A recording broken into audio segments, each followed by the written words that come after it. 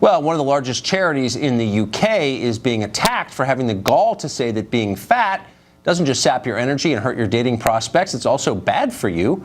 According to researchers, charity Cancer Research UK put up an ad in the Underground in London warning that obesity after smoking is the leading preventable cause of cancer. And for that bit of health advocacy, the charity is being denounced not for bad science, and it may be engaging in that, who knows, but for something called fat shaming. One of those denouncers is psychologist Bethany Marshall, and she joins us tonight. Bethany, thanks a lot for coming on. I am not the kind of person who would attack people for their weight. I'm not that interested. I struggle with cheeseburgers myself, so I'm not judging. But I also think that scientists ought to be allowed to present the conclusions they reach without being attacked by interest groups, and you seem like one of the interest groups. Yeah, well, on the other hand, first of all, this is good science. You said you weren't sure about the science. There's a link between cancer and obesity. Okay, the problem is the body shaming and the blaming. If they want to blame, I have no problem with blame. Why don't they blame manufacturers of sugary soda drinks? Fast food restaurants that cluster in poor neighborhoods. I think the problem with this ad campaign is that whoever came up with this really does not understand the link between psychobiological and psychological factors and obesity. For example, if you have an obese mother, you're much more likely to become obese.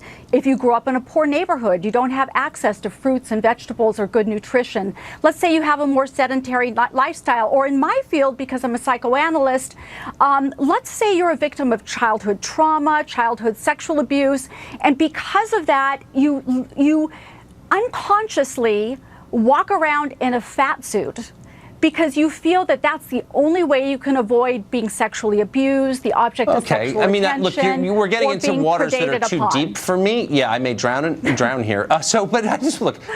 You could say, and I'm not attacking fat people. I think the reason they put those ads up is that fat people, like cigarette smokers, are unpopular and unfashionable, and fashionable people hate them for aesthetic reasons. But leaving that aside, I do think that you're making an argument for alcoholism as well. People are predisposed to it.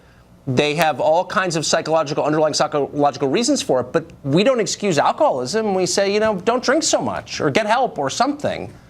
Why is that different? Yeah, but when we warn about alcoholism, we actually hook the people up with resources. The problem with this ad campaign, first of all, it has that sort of that hangman type look to the ad. I don't know if you noticed that. Did you ever play that game in the 3rd grade where you try to guess the vowels and the consonants that fit in, and then if you get it wrong, then you're hung. So I think there's sort of a sinister aspect of this.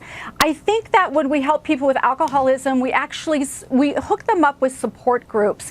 In this ad, is there any phone number? Is there any support group? Is there anything that helps point the person in the right direction? Maybe we're overthinking this a little bit. Again, speaking from my own extensive experience on this, I noticed that when I drink a ton of milkshakes and don't get out of my chair, I tend to gain weight. There is free will involved in this equation. I know for a fact. So let's not pretend that people just sort of gain a lot of weight because, they don't know why. They know why. All right, Tucker. Yeah? I'm no stranger to a donut myself, okay? But it's actually more complex than that. So one of the things we know about people who suffer from compulsive overeating is that they have a buildup of feelings outside of awareness that can only be neutralized by an act. Okay, so let's say if you're raised by a malattuned mother, someone who doesn't understand your feeling states, every time you cry, every time you're upset or stressed, she just puts a bottle in your mouth or she feeds you. So you might grow up into an adult that whenever you're upset, hungry, angry, lonely, tired, you pick up a drink, you eat. And so it's because you don't have a good understanding of your underlying feeling states. I believe everything you're saying. Look, I get it. I totally get it. On the other hand, what's the age? No. But I think a lot of the psychobabble stuff may be true, but it doesn't answer the basic question, which is, at what age are you responsible for your own life? Is there a cutoff? Is it 30? Is it 40? Is it 50? At what point can you stop saying, my mom did this to me, and start taking responsibility for your own choices? Is there an age?